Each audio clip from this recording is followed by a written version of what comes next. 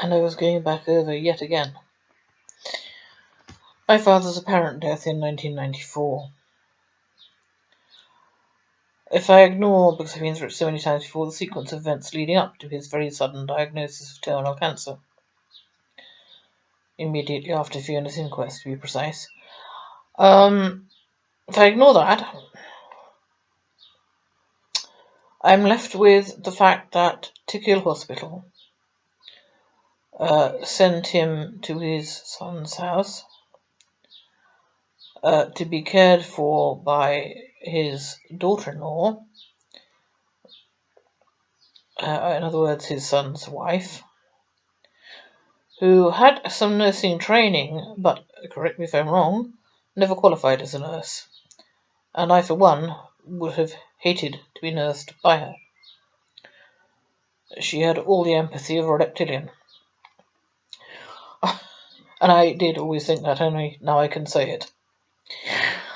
Anyway, that's not the point. The point is that they were entrusted with a dying man.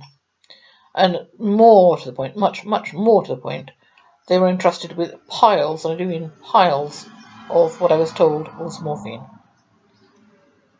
And I assumed it was morphine. I don't remember ever checking the piles, see the labels or anything. Just great stacks of pills on the bedside table, or whatever they were. That still seemed quite odd to me, because after all it was a house full of teenagers. And it's incredibly trusting, considering the nature of the drug, which is pretty much the same as heroin, and the amount of it, the sheer amount of it. And of course then I go back again to my sister-in-law forever calling out to my father, who was saying nothing. He was lying in bed at the end of the corridor, in his grandson's bedroom. She was forever calling out to him, "You've got pain, haven't you?" To which would be some sort of mumbled response, or nothing at all. But she would go and administer some more. Now, for this scenario, I have to admit, I'm assuming he actually did die in 1994, unless it wasn't morphine. Because even I, and although I have a good deal of general knowledge, I have no medical training. Even I know that if you keep on topping up and topping up and topping up with morphine, you will kill the patient. And it's a very, very fine line between pain relief and euthanasia. Well, she wasn't following that fine line at all. She was crossing it all the time. She was topping him up and topping him up and topping him up when he was not asking for pain relief. And he's still walking to the loo.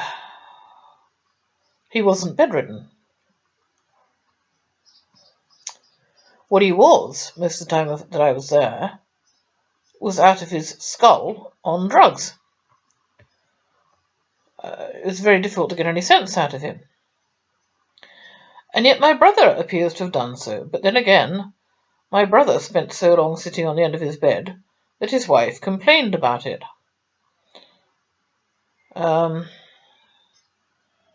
She said it's not doing his health any good, my brother's health any good, sitting on the end of the bed all the time. Anyway, these frequent shouts of, "You've got pain," and off she would go and give him another dose. Well, clearly, that, combined with the scene that I saw on the 2nd of June, 1994, where she was bending over him and he was struggling and moaning, and she was definitely administering more of something, that would incline me to the view that she overdosed him to kill him.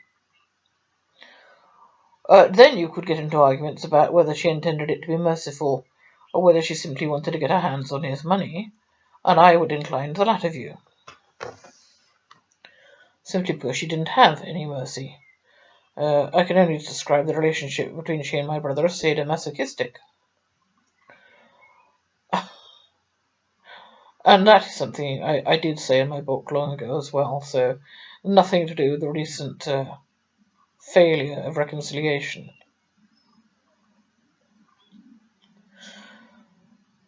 Now, if all of that is so, then quite simply she finished him off. And he was dead. Unless it was some other drug. Now here I would have to do some research, some Googling. I assume that drugs in that quantity, sort of day after day after day, are not going to simulate death, they are going to create death.